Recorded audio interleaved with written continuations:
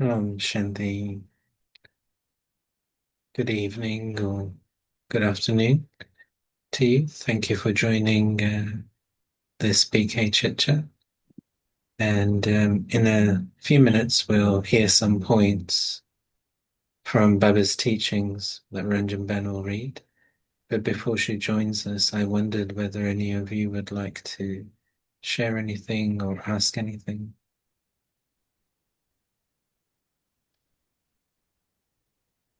Shanti, brother.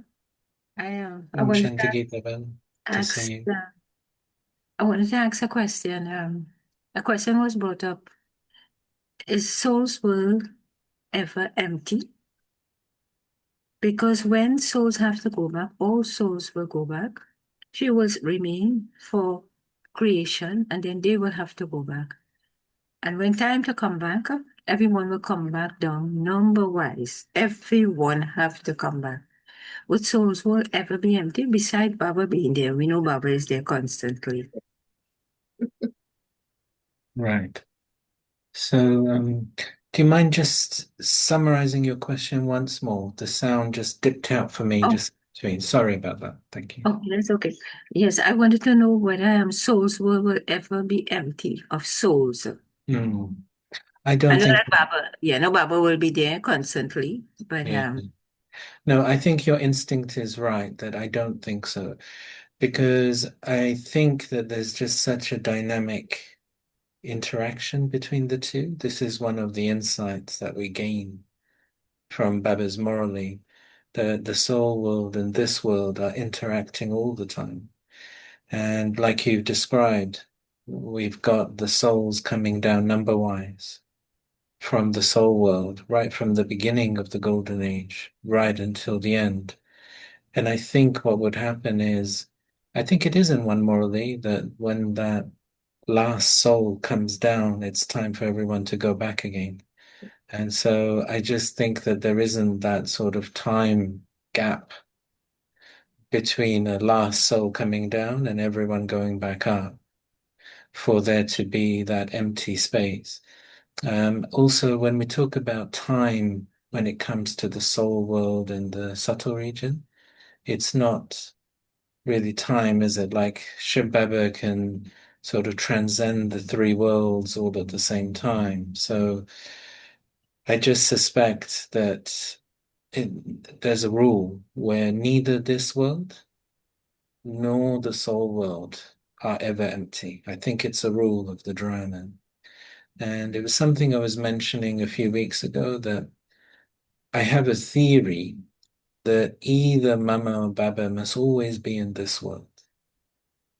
And so there's like a dynamic. So we're seeing at the moment how Brahma Baba is playing his role as an angel, but Mama has to be down here. We don't know where, we don't know what form, but she has to be down here.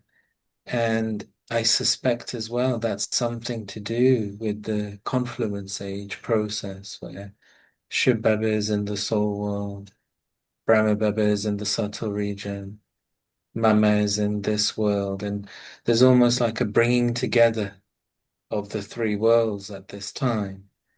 And then what Baba tells us is Mama is one of those souls who will lead that first generation and bring about the birth of Sri Krishna, because it takes that purity and that yoga. And he, in one Murli, Baba speaks about how the Hindu memorial is of Sri Krishna having two mothers, a mother who gives him birth, and then a mother who looks after him. And it, at some point, Mama's soul also has to go back to the soul world and then come down again as Sri Radha. And he says this is why there's a age difference between Sri Krishna and Sri Radha. Not that the soul is not down here for those however many years. The soul is still in its previous form, name and form, when Sri Krishna is born. But then after some years, the soul of Mama must go back to the soul world, touch base, and then come down again to be born as a deity. So I think the soul of Brahma Baba has to have come down here for her to go up. I think there's a rule that one of them must always be down here. So I think it's probably all part of that same dynamic that you can't have the soul world empty. You can't have this world empty. It's something about the continuity and the rhythm of these worlds that they're not like vacuums. They're not like vacant. This is one of the things Baba explains to us that are many theories, like in Hinduism, they talk about complete annihilation of this world, which basically is the concept of everything becoming a vacuum. Similarly, many other philosophies will talk about God, something out of nothing. Indeed, as far as I understand it, science's theories are also along those lines of this world at some point something is created, like so, it's a big bang or whether it's something creates something out of nothing type of thing. But that's not what Baba says to us. He's talking about almost like the energies of both worlds always quite active. And you've got nature here always quite active, always producing, reproducing, recreating. I'm sure the animals and everything's so different in the golden age, and everything is reshaping all the time. And in the soul world as well, it's like an interesting continuous configuration, isn't it? Because if we think at the moment, most of us are down here, but there's still a configuration of souls up there. And there must be some significant, like, let's take an example that before a particular religion is established down here, that group of souls is up there, right? And we're not anticipating that, really. Um, so there's some energy among that group, and they're with Shibaba still. So maybe they're absorbing some power from him. Maybe just being in the soul world gives them something. And then it's like some time, they're ready. They begin to come down. So I also feel that we don't know still what new contributions these souls will make. We do hear from Baba as well, don't we, that some of the scientist souls they stay at the beginning of the golden age at least. So I wonder whether there's some souls to come who have some new inventions, and because they change the world, don't they? They create something we never imagined would happen until it actually then happens, and then it becomes normal. So I feel that it's just two worlds of great activity all the time, rather than either of them becoming a vacuum. What do you think? The question was asked, and I said, no, you always have souls there. Right. And one sister said that Baba said, when the gates of heaven is open, we all will go back as a procession and we will follow him. So she was saying that no souls will have to be empty. But I always believe that cannot be empty. She Baba is constantly there. But you will always have souls there, just like down on earth. Baba said the earth will never be empty of souls. Yes, We right. will continuously have souls here. So I said, let me ask you that and your take on it. Yes, my perspective is similar to yours, and um, I just think that the way Baba explains everything is about continuity. There's never a vacuum at any time. Nothing ever stops. It's a continuous energy happening. And even when he's in the soul world, on one side, it's the world of silence. He's the ocean of silence. On the other side, he tells us he's giving visions to the devotees. He's giving the return. Like, he's totally in silence and active at the same time. Yes. So I think there's a lot more to these sort of the three worlds and their connectedness. Um, he always says as well that he's in a stage of retirement in the golden and the silver ages. But, you know, I do wonder whether there's some sort of subconscious connection maybe with him because all the Brahmins have been so connected with Shiv Baba. And there's a purity in that time. We call it the Temple of Shiva.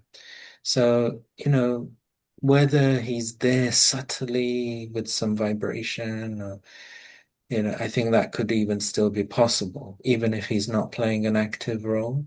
So I think that the two, are just so always dynamic, really, with each other. And then the subtle region is another interesting one, isn't it?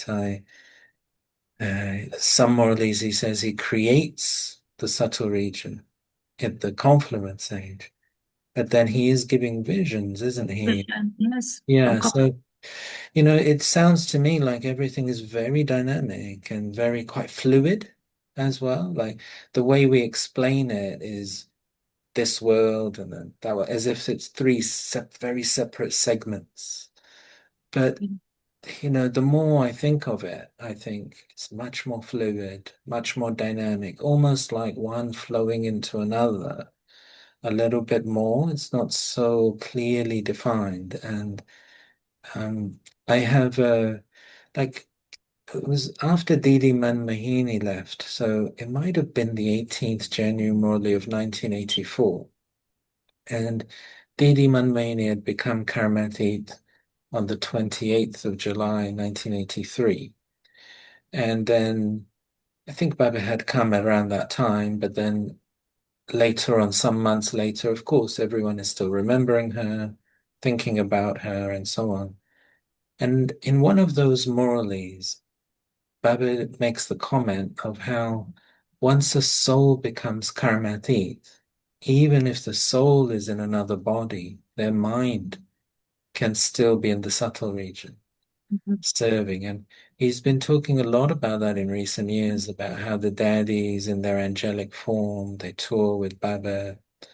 And so it just feels a lot more fluid to me. Like okay, the soul is over there, but their mind is over there. And so I am beginning to feel like the maybe the subtle region is like part of the subconsciousness, almost like a collective subconsciousness of the mind. So with these daddies, they're subconsciously with us, consciously somewhere else. So I just feel that things are not, in my mind, so clearly separate, so clearly empty. It all feels very dynamic interactions happening with each other. Brother, in one of Mama class, she said that that subtle region was created from Copper Age, as you said, so that the Mm, devotees will get visions. Baba will give them visions because he's the only one who have the keys to vision. And then Baba comes and he said to us, subtle region was created for us with Brahma, Vishnu, and Shankar. So it's yes. not, yes. So I I don't think it's a different subtle region. You might be able to No. explain that better. But it was created Well, from Copper Age for visions, and in this confluence age is supremely auspicious confluence ages for us, where we could go and meet Baba. I don't know if there's a difference in the subtle region. yes, I suppose that's something to think on. I mean, the thing about Baba is some things are extraordinarily clear and other things are extraordinarily ambiguous. And he sort of leaves us Yeah. in that sort of space, I suppose, for us to think about more. But some of it can seem, as you've just mentioned, contradictory as well. Which one is it? But Yeah. I No, see. I don't look at it as contradictory. Whatever Baba says, I understand. One is for vision from Copper Age, and this subtle region was created so that we could go and have a conversation. Brahma Baba is not here again. So we could go and meet Baghdad in subtle region. And that is only for the Brahmins, Yeah, this yeah. conquest subtle region. Yeah, I mean, the early pictures of the three worlds had the subtle region separated into three, because in Hinduism they talk about Brahmapuri, Right. Vishnupuri, and Shankarpuri. So it was separated in those ways as well. So, like you say, I mean, it's possible, isn't it, to have different sections? But as I'm saying, I just think that what is a vision? A vision is it's like it's a personal, subconscious thing to a person, isn't it? It's like they've seen something which they can't evidence, but they've had a very powerful thing. And then Baba talks about dreams as well, isn't it? I mean, that's part of the subconsciousness, and that's also part of the subtle region as well. So I I think there could be a lot more into it. I don't think we're very clear from the morally exactly what all of this is. Um, and I just feel that it's probably wrong to just be so definitive that it's either one or the other, it's this or that.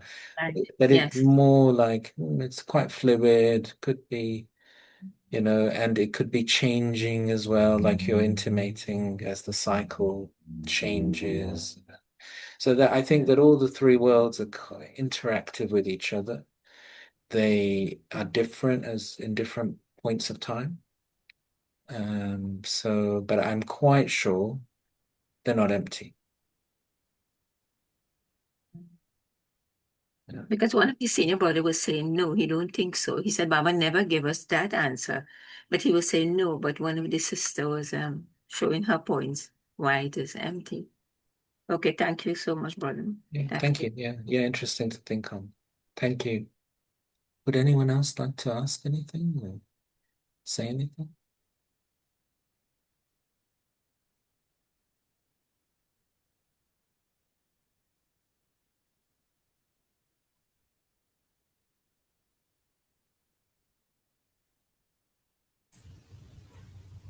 Okay. Oh, hello, Sister Diane. How are you? Hello, brother. Diane from Boston. Oh, nice to see you. Yeah, thank you. Nice to see you and mom.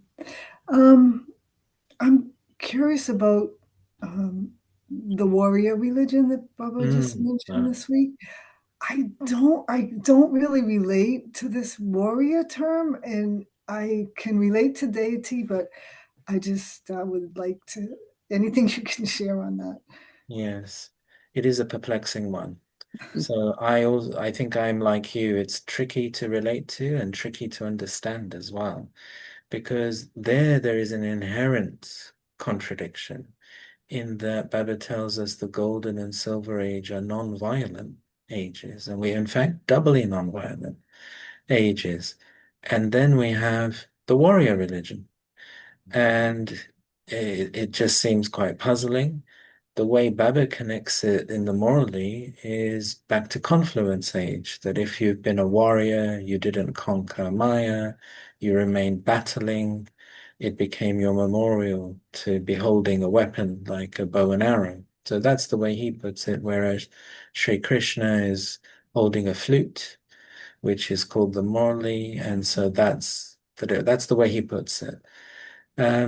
But you see, the warrior religion, I'm sure you're familiar when you look at it across the world. So, for example, you've got things like, say, the samurais of Japan, you've got the Shaolin of China, you've got the knights culture of Europe, and so on. So, there are many types of warrior cultures, and they're about honor and defending and those types of, and they feel like very different virtues to a deity.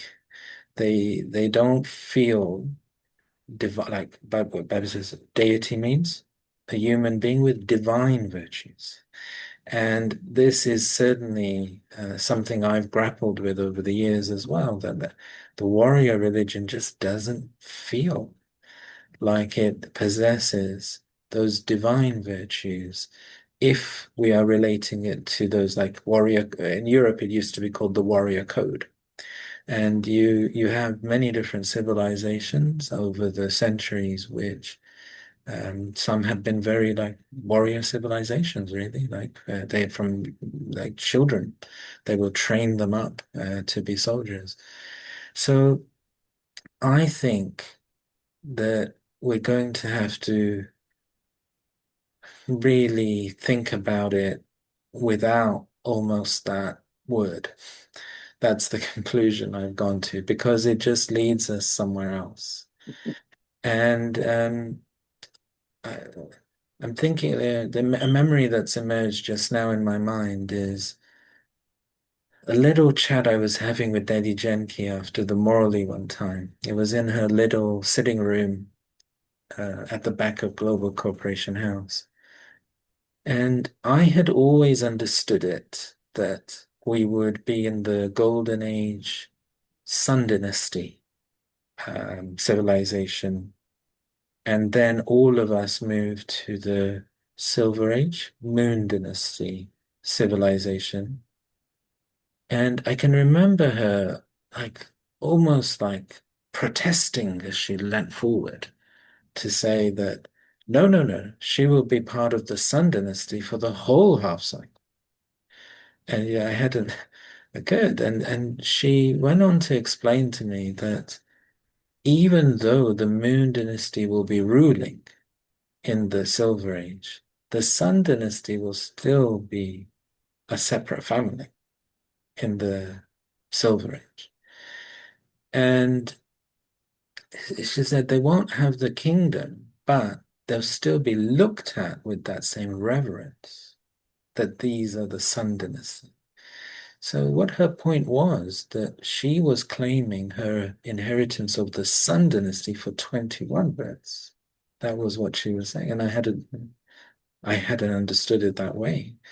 And so I wonder whether as the Silver Age continues forward, whether it does begin to blend in to more of those warrior qualities, like we would identify, like let's say honor and sacrifice. So these are not golden age deity qualities, are they? A deity doesn't need to sacrifice. A deity doesn't need to have honor. So with deities, we're thinking more angelic, I think.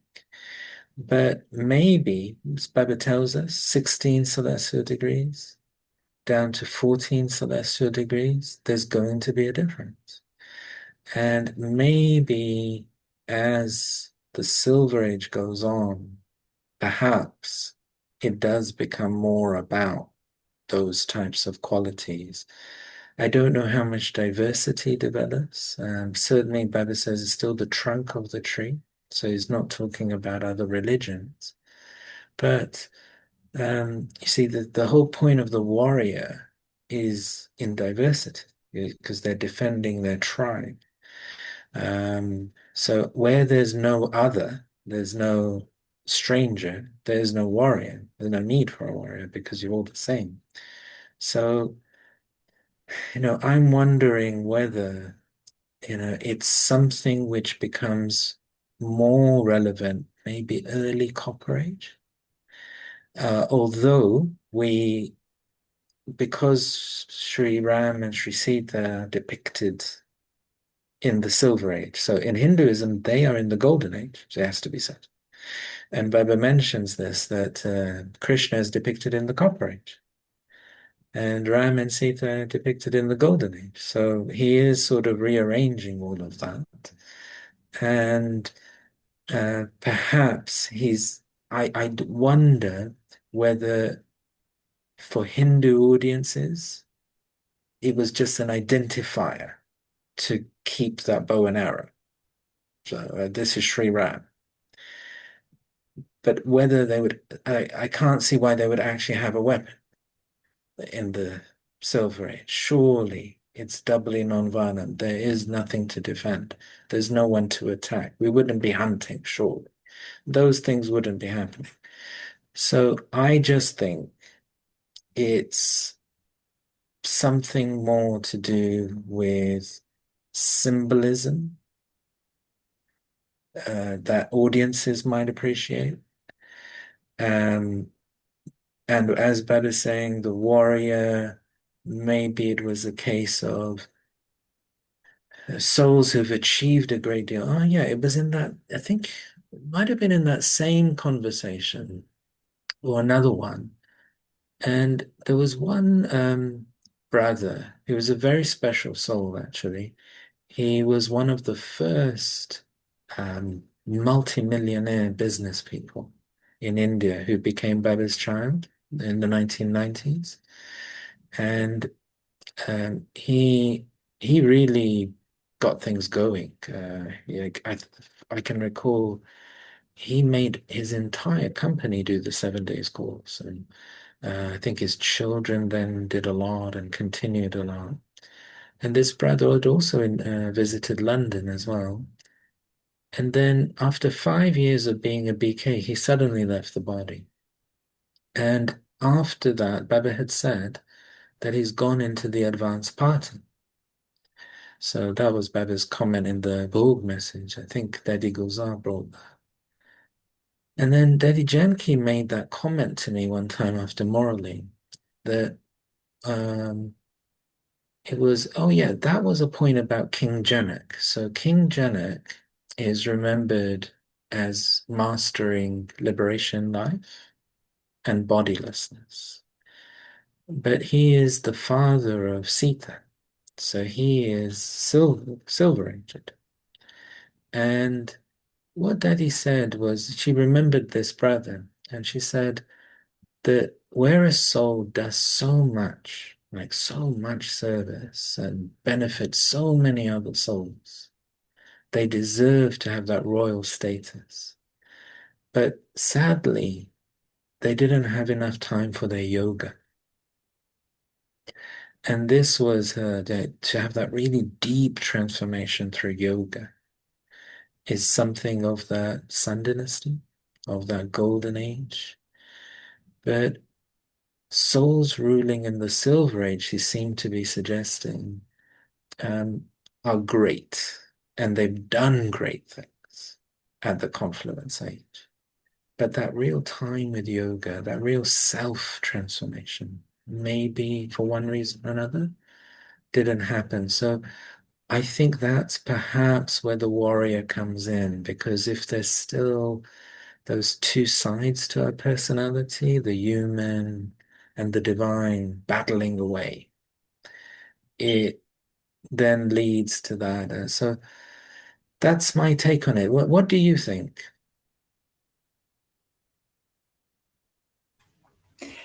Well, thank you for all those wonderful jewels. Um, I've heard that if you go to the Silver Age, you've failed. Like Mm, the highest destination is the Golden Age, and so I think, and Baba's saying today and every day to have yoga. That's where you get the power to transform. So that makes a lot of sense about that. So I appreciate it, and I can see it now in a different light. Well, right. so Well, I think you're right. I think you're in line with what Daddy was trying to convey to me that, where you've got Baba's students, they're focusing on their Amrit Vela, they're focusing on their morally. The Moon Dynasty is really nothing to do with that mm, because, they are following in the footsteps of Baba and Mama. So your sanskars will be in line. So the point she was making is that Baba and Mama will be in that Sun Dynasty family throughout half a cycle.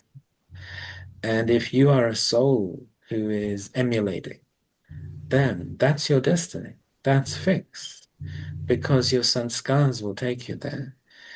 But there probably, and probably still to come as well, there will be so many souls who are going to do marvelous things in Baba's class. but not necessarily have their Amrit Vela, not necessarily study the morally, not necessarily make their own spiritual efforts, but they are great. And without them, maybe Baba's task couldn't be done in the way that it Mm. needs to be done. So there would be a reward and a great reward. And it is true that Baba gives a really bad press to Yeah. Sita and Ram. In Hinduism, that's remarkable because Sri Ram is worshipped so much and revered.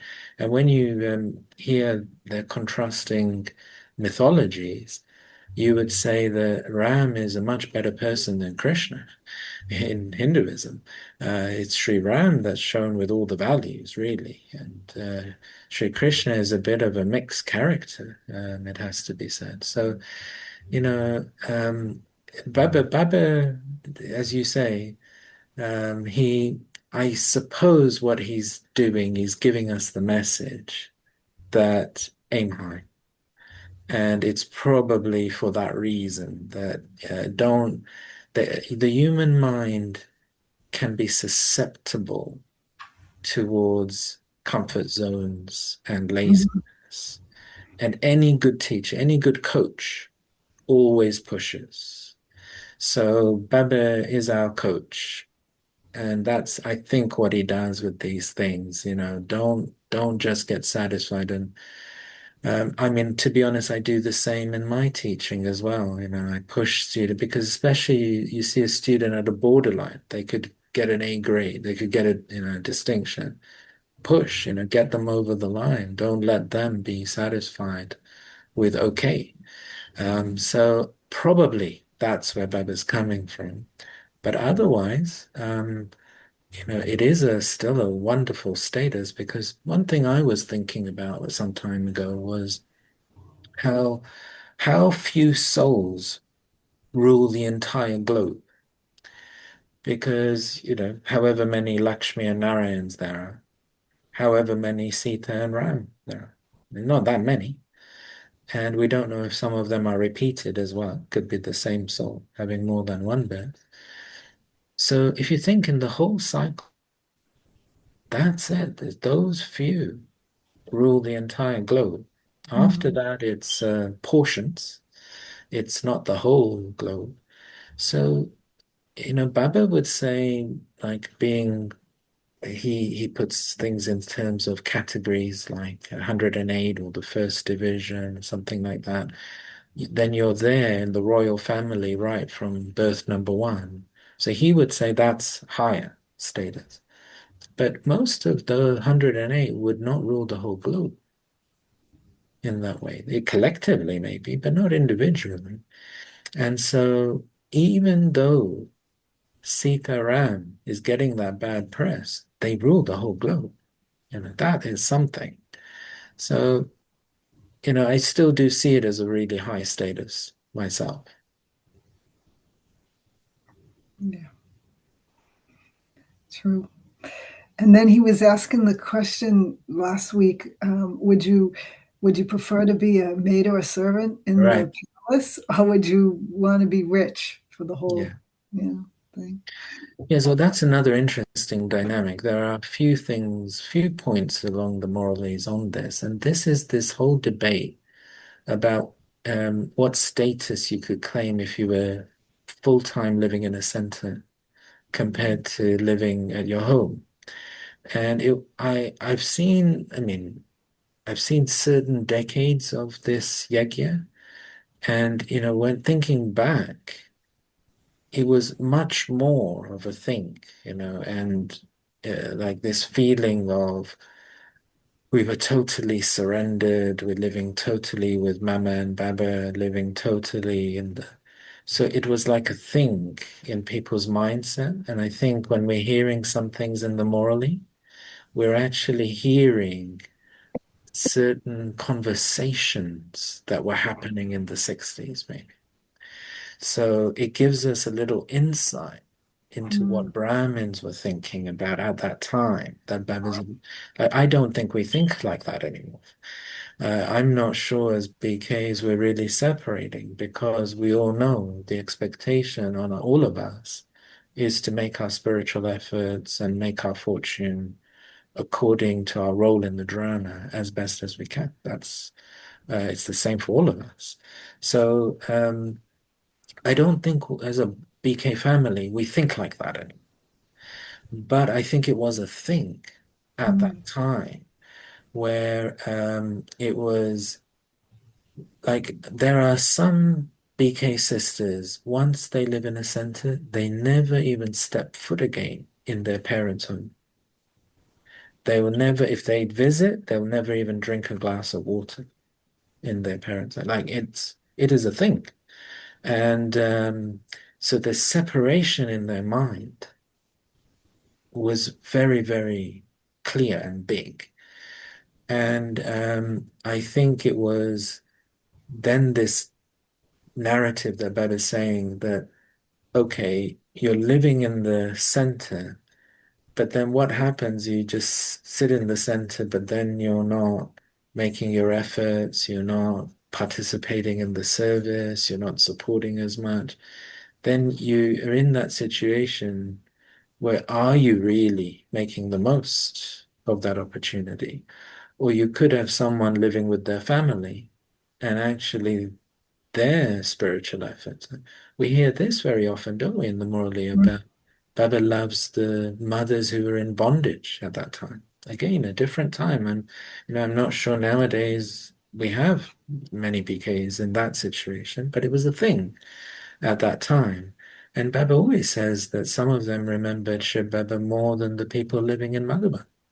So uh, I think we're gaining, when we hear the morally, we're almost hearing the echoes of the conversations that were occurring in the Brahmin family at that Mm. time. And we, to an extent, have to view the morally as a historical document together with being highly relevant to today. Thank you. Thank you. Yeah, nice to see you. Thank you. Thank you. Would anyone else like to come in with any comments or any questions?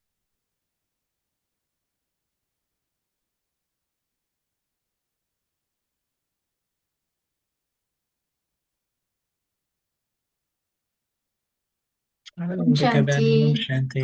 Shanti, everyone. I came in halfway, just hustled and I got home.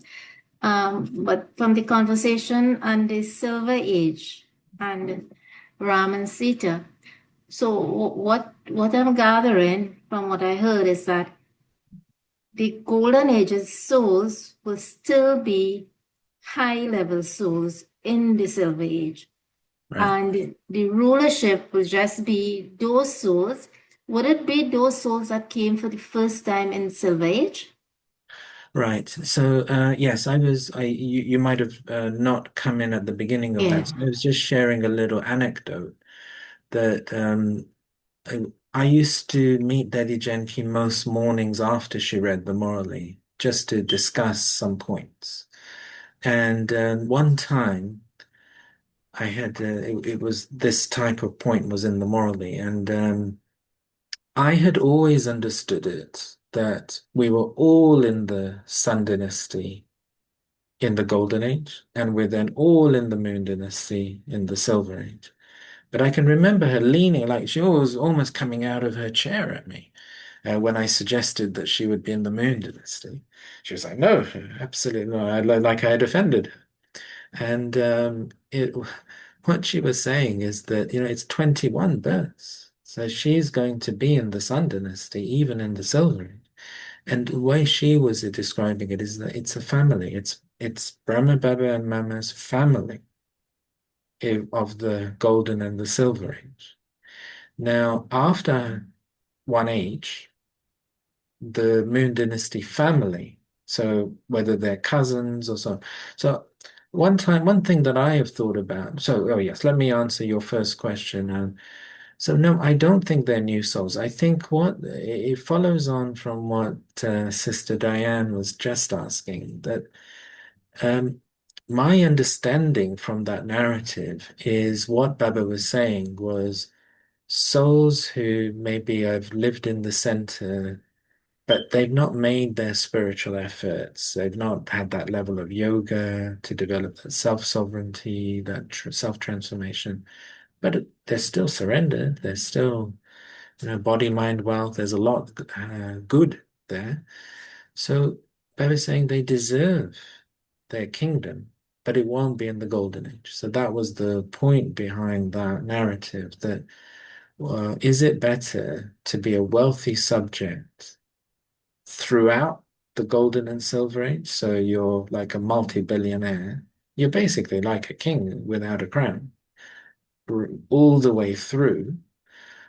Or is it better the karmic account that a soul who lives in a center creates is to then live within a palace of the king and queen, or within their sort of kingdom structure, their administrative structure? And Baba refers it to being a maid or servant. Or dasdasi, not dasdasi sort of maid or servant, but dasdasi means any server really. And so technically a minister would be a maid or servant. So it's not necessarily you're walking around with a duster and a cloth. It means you're in the service of another. Whereas if you're a multi-billionaire subject, you're the boss. You're not in anyone's service. So this is the point that Baba was making, that you could end up with a karmic account.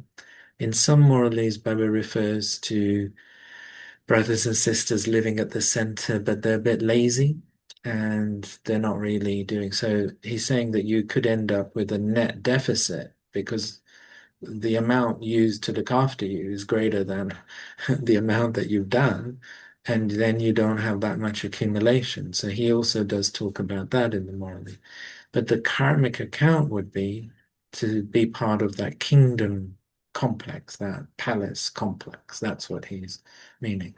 So then later he's saying in the Silver Age, they would then have their own kingdom. So I'm not seeing it as new souls in the Silver Age.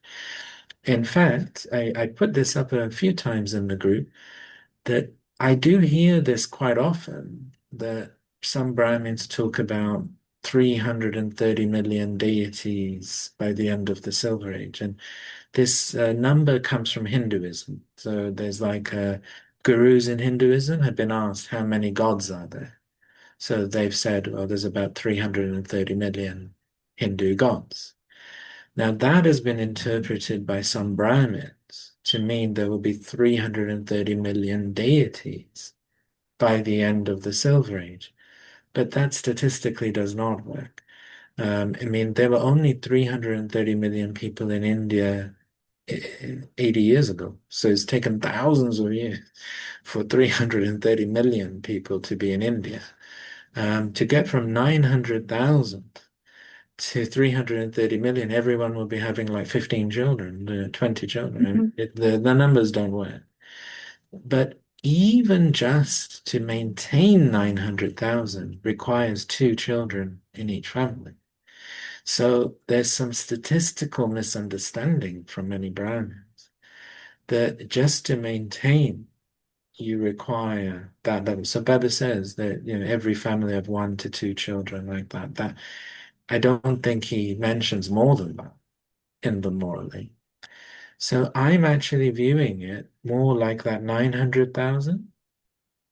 That is the population for half a cycle. I am not sure that any new souls are really coming at that time.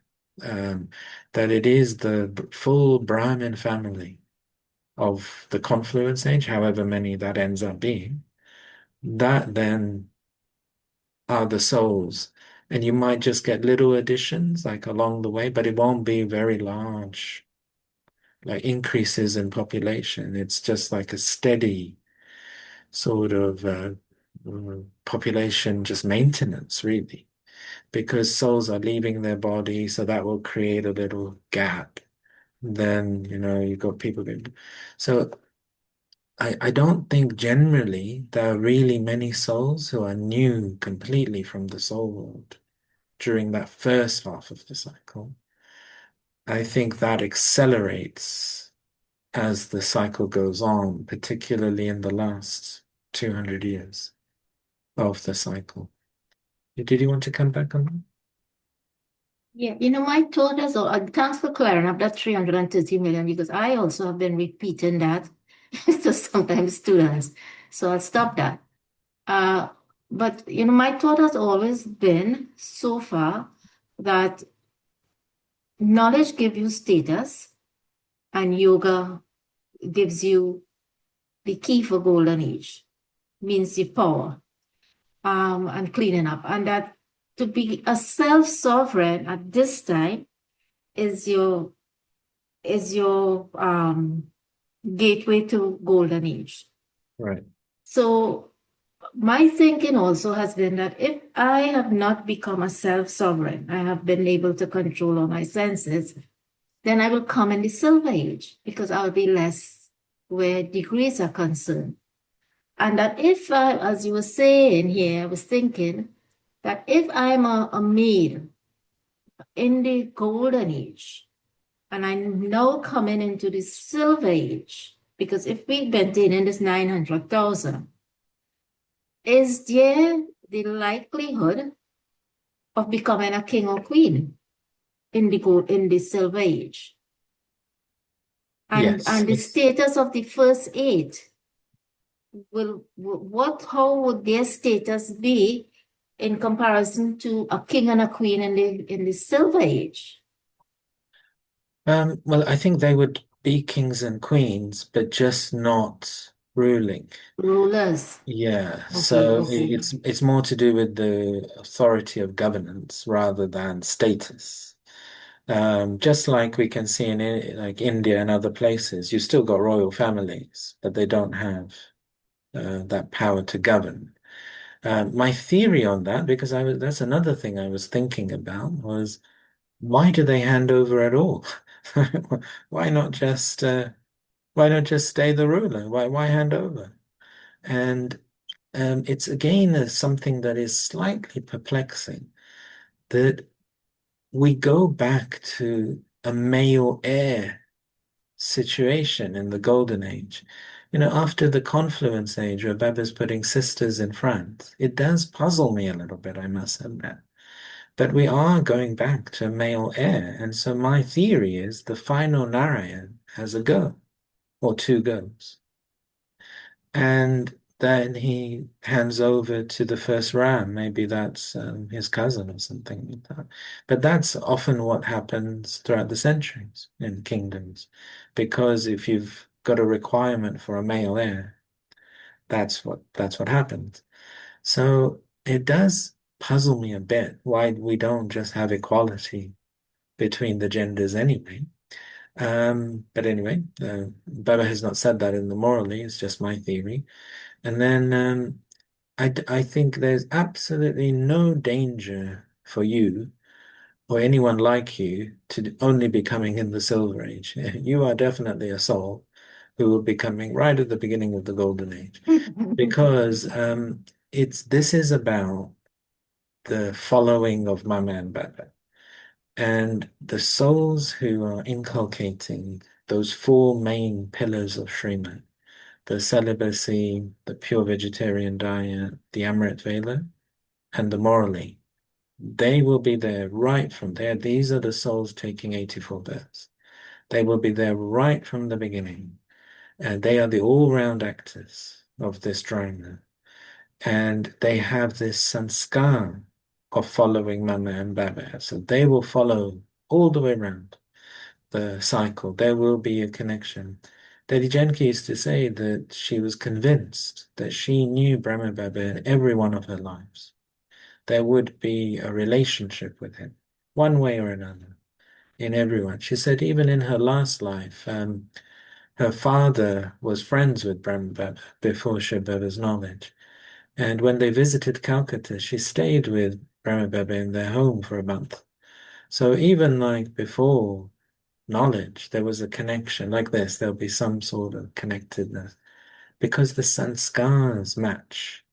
So there's absolutely no doubt. I mean, I look across the Brahmin family and I see so many good effort makers.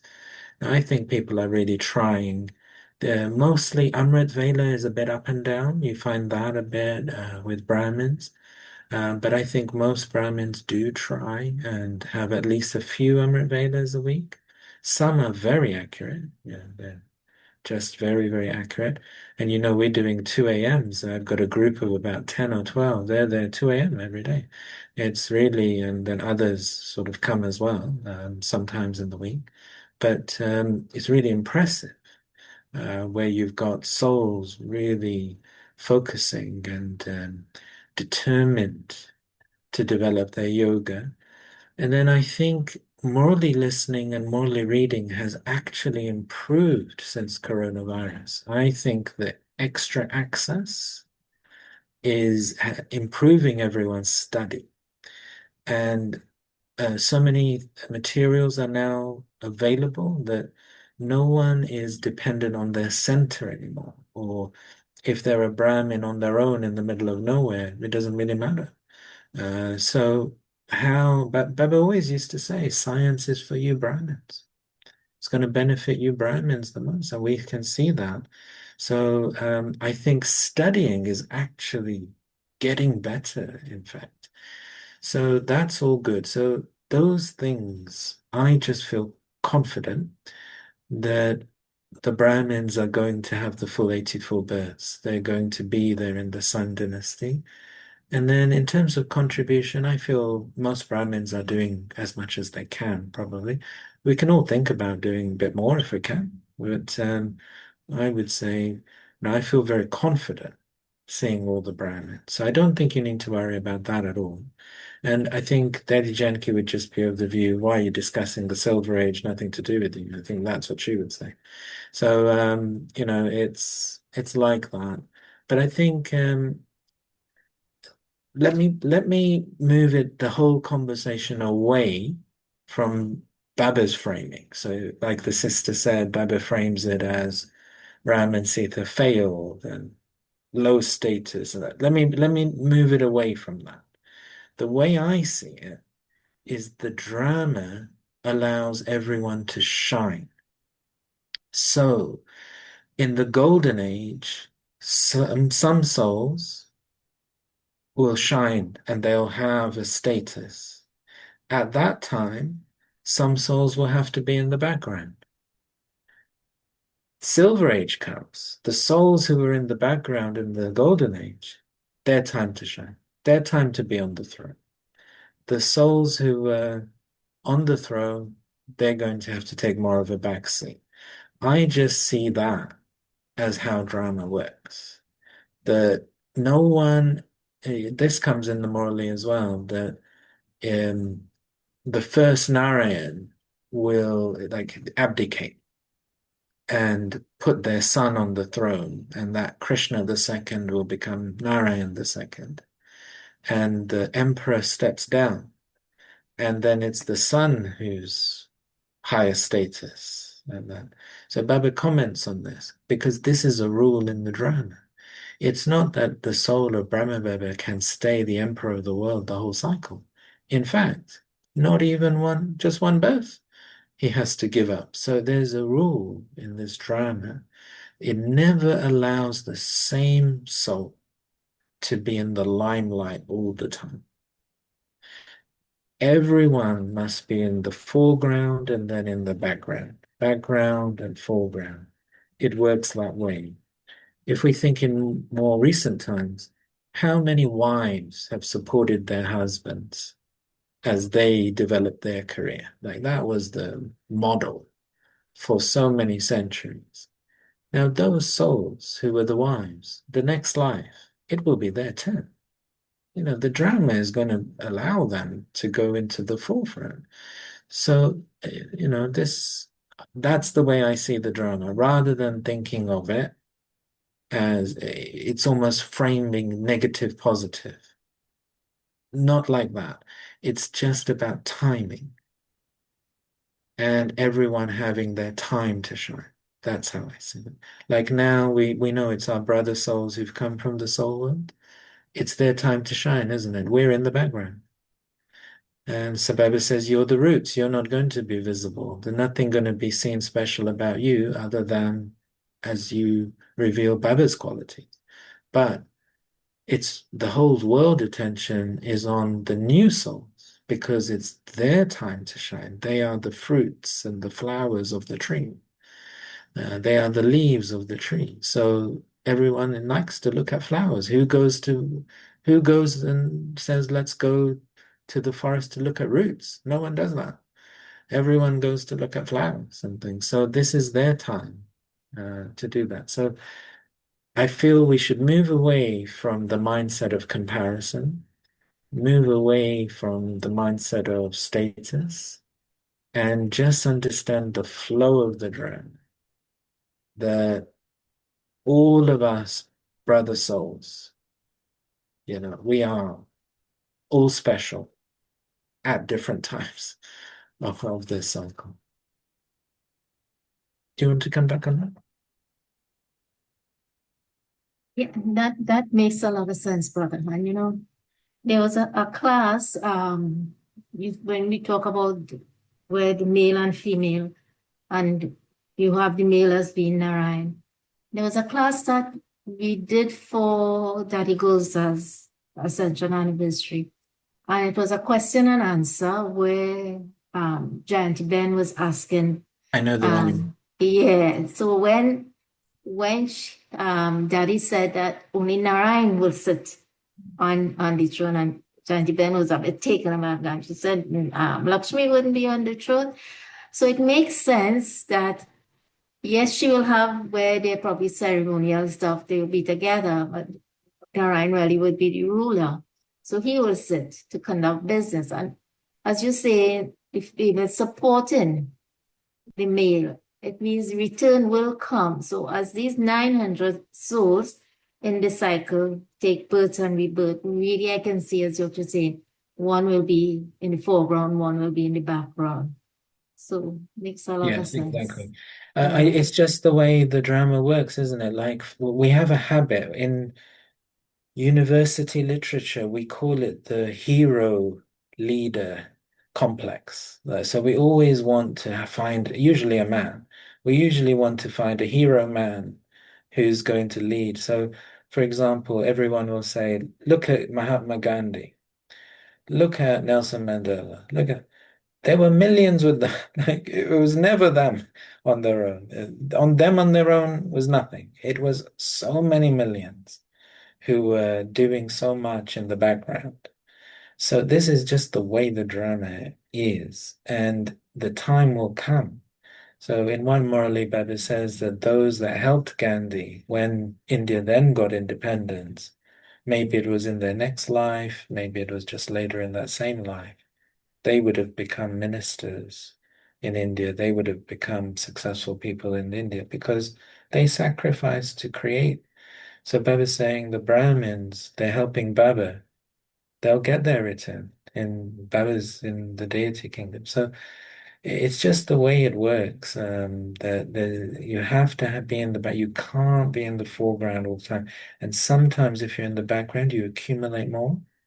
You're more incognito. You get more from Baba as a return from that. So it's nothing to worry about. It came, didn't it, the other day in the Morley that often it's poor people who then become a king in their next life. Because actually, when you're wealthy, to give a high proportion of your wealth is actually really difficult. If you're poorer and you're giving a proportion of your wealth, yeah, that's where you're going to get your return from that. So yeah, I think it's just the way the drama works. In the drama you had to become a poor person. Why? So that you could become a king. No, it's just to look at it so much in terms of high and low and better and worse is missing the real flow of the drama. But thank you. I think let's listen. We've got a few minutes left, so let's listen to some points from Babbitt. But I'll just set up Ranjan Ben here. Just 1 second. I put a bookmark here in this section. Sweetness. I'll just turn the light on.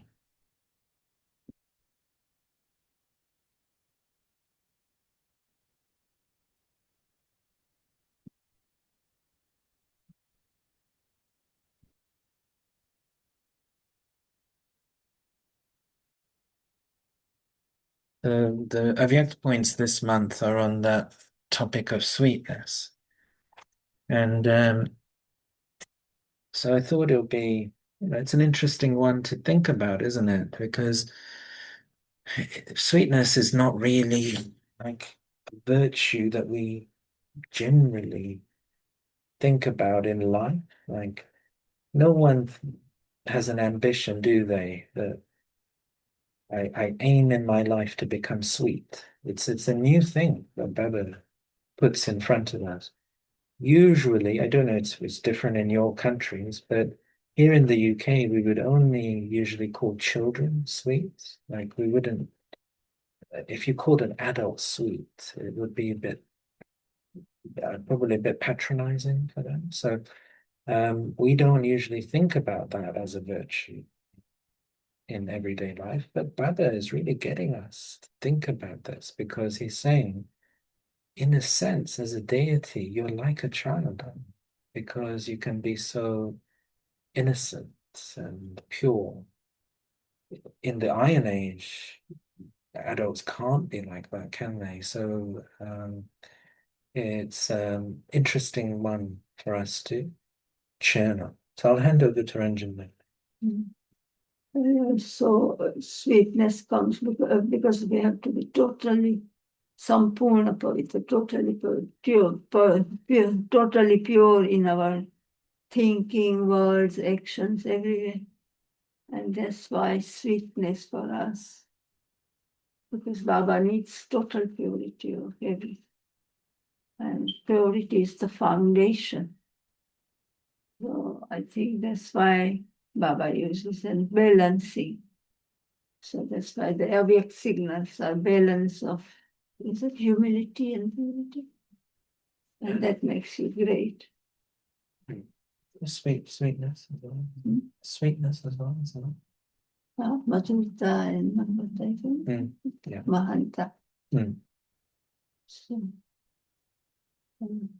means Baba is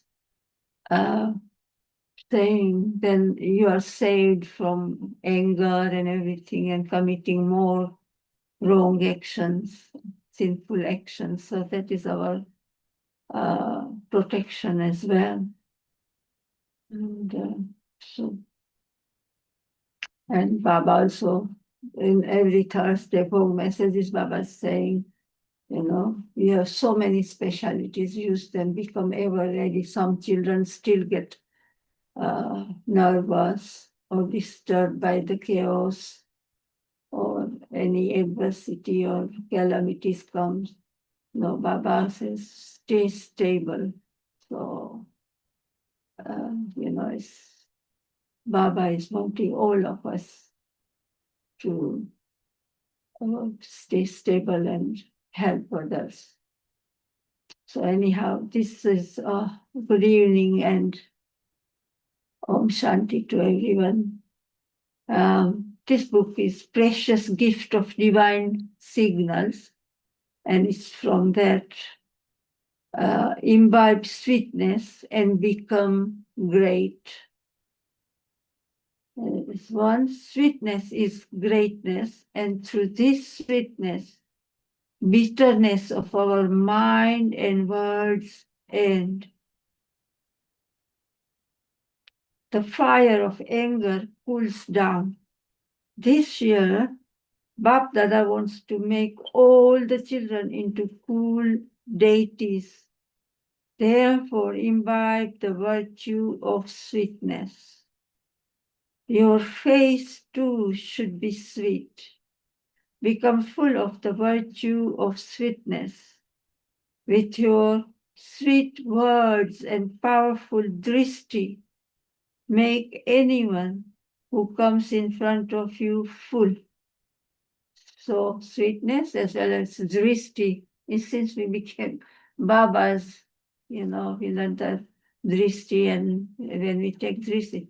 But otherwise, before Gyan, if you looked at others like that, even after Gyan, some people, I know some students at Global House, they wouldn't go to Dadi because they are so shy of taking drishti, they couldn't even look up. And so drishti for us so important, Baba says, but it is for us as well. Baba is teaching us that with your sweet words and powerful drishti, make anyone who comes in front of you full. Otherwise, people would be worried if you look give drishti like that. But it's spirituality that if they feel that, then they won't be annoyed or worried. Sweetness is such that it can make anyone cheerful. Those who imbibe sweetness become great here and also claim a status there. Here means in conference age now, and also claim a status in the golden age. Everyone sees those who have sweetness with the vision of them being great. Therefore, imbibe the special virtue of sweetness.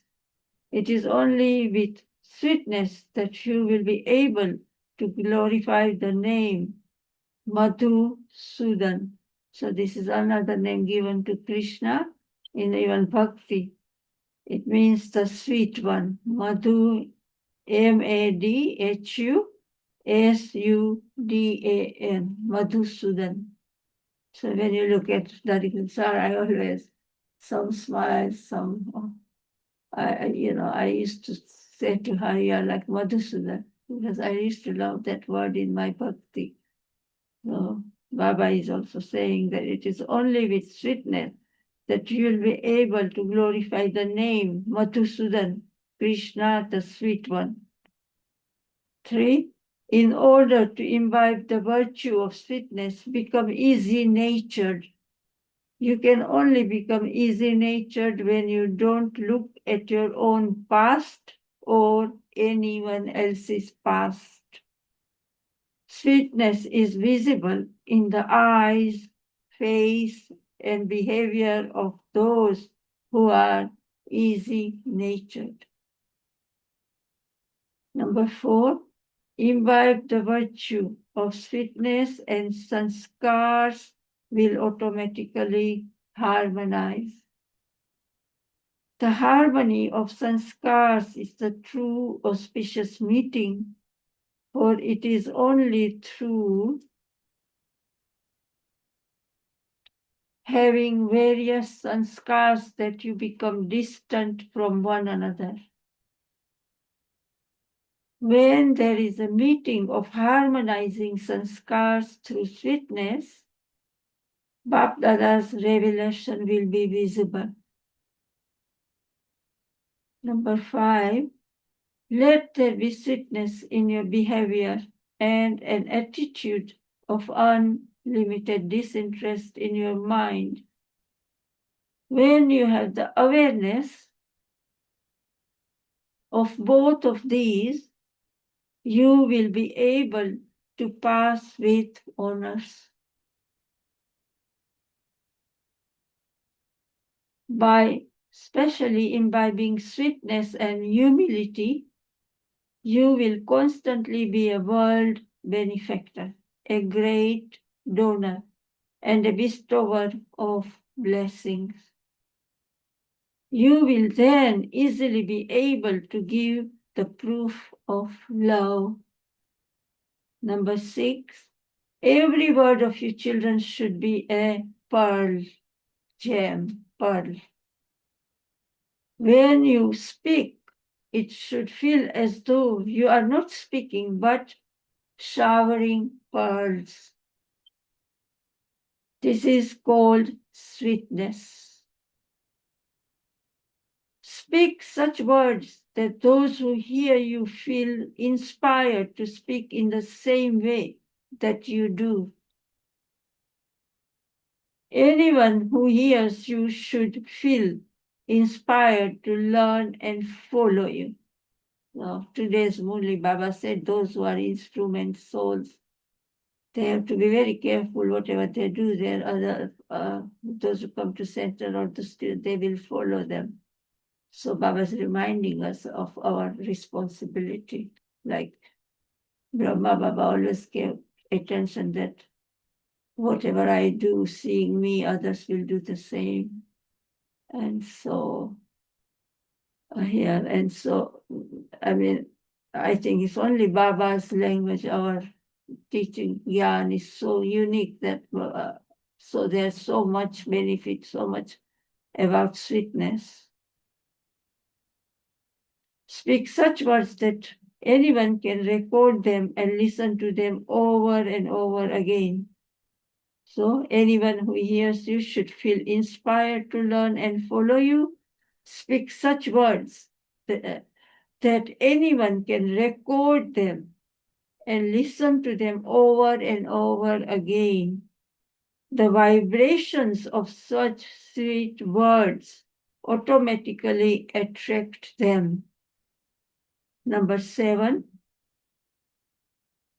your every word is great. Every thought in your mind for anyone else should be sweet, even in the mind, because the thought comes first and then it comes into the words. So every thought in your mind for anyone else should be sweet. Let your nature be that of uplifting anyone, a nature of sweetness and humility. Never say, my nature is like that. Where did mine come from? My nature of speaking is very loud. We had this Murli about a month ago. Our nature is of Brahmin nature, the future royal nature. Baba reminded us, and today also Baba is saying, where did my mind come from? My nature of speaking is very loud. My nature is forceful. To be influenced by your nature is also Maya. Now become a conqueror of Maya. Transform the nature of being arrogant, disheartened, jealous, or forceful. So this is, if we imbibe these, are all to become viceless. Harmonize is the inner. We were just discussing about Silver Age, if you want to come into golden age, all these sanskars and harmony and viceless. And at the end also, when we are viceless, we'll be able to catch Baba's touching. Baba often says. So this is all imbibing even this. You don't have to think of Silver Age. Yeah, your aim of coming first will be fulfilled. Baba says, he'll add the rows of pearls. You just make effort. Baba always, most of Baba says that. And Dadi Janki always used to encourage everybody that aim at coming in 8. She always, remember? Always, always. She didn't even like the word Silver Age or anything. She says, no, that's semi-heaven. It's not called heaven. You just aim at coming in the 8 and coming in the golden age. So Baba is doing the same in these divine signals. So it's good. Even today, Baba has chosen this for us to revise and become. So Baba is saying that transform the nature of being arrogant, disheartened, jealous, or forceful. So jealousy and all that was in Ramayana, in Silver Age Ram. That the queen was so jealous and she wanted her son to go have the throne. All this is not in the deity kingdoms. So, but we have to prepare ourselves now. Today also Baba said, we are ready. Practice over a long period of time. Now, number 8, when you give someone a sweet, their mouth is sweetened for a short time. The sweet outside we give tolis or sweets. Then their mouth is sweetened for a short time. However, when you yourself become sweet, you will always have sweet words on your lips. Just as you become happy when you eat or give someone something sweet, in the same way, sweet words make you and others feel happy. Continue to sweeten everyone's mouth in this way. Always let your drishti, words, and deeds be sweet.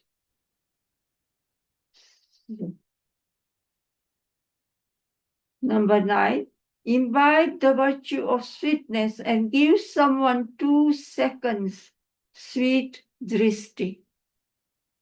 Baba says even 2 seconds drishti, sweet drishti. Speak sweet words, and you will make that soul overflowing for all time. These 2 seconds sweet drishti and sweet words will change that soul's world. Those few words will become instrumental to change them for all time. Number 10, sweetness is such a sweet inculcation that it makes bitter land sweet. The basis of all of you changing is also a few sweet words from the Father. You know, so this year Baba Van Murli last said that always have this faith that victory is my birthright, and even that will, that faith and that aim. And that was whole year, Baba said, make this whole year for inculcation. So Baba is explaining that sweetness is such a sweet inculcation that it makes bitter land sweet. The basis of all of you changing is also a few sweet words from the Father. Sweet children, you are pure, sweet souls. So there's a nice title, Swaman for commentary or for meditating, being a self-sovereign. Sweet children, you are pure, sweet souls. These few sweet words changed all of you. Baba's sweet drishti changed you. Make others sweet with your sweetness. Sweeten your mouth with these blessings.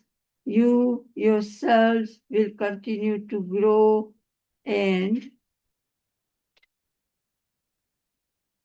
you will also bring about growth in service. Shall we end here? There's 5 more next time. Yeah, let's do that. Yeah, we will continue next week.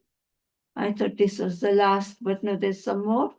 And it's gone beyond 7:30 here. 7:30. Some really good points. Yeah, but even this much. And we have all experienced why we want to be with Baba, why we have love. Baba is right. He gave us that drishti for teaching us, and we have to follow Baba. That's lovely. Thank you very much. Well, let's continue our experimentations with sweetness and see how it brings about change in our lives. Okay, let's finish with a few minutes of Baba's remembrance.